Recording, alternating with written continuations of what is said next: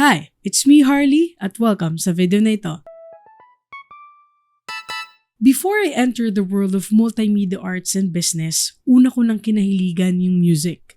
I was 2 when I started singing. Naalala ko pa nun, kapag walang ginagawang daddy ko, he would get his guitar at ako naman makikikanta sa kanya.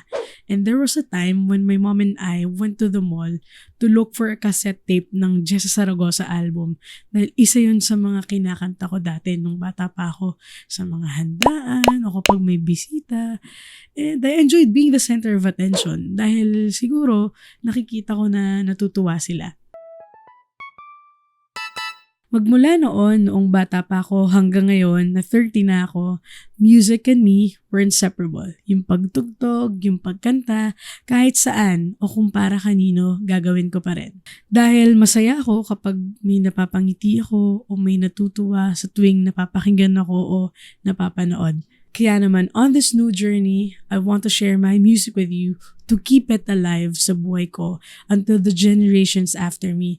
Dahil isa lang to sa ilan lang na maipagmamalaki ko. At sa mga susunod na araw, marami pa tayong kantang aawitin.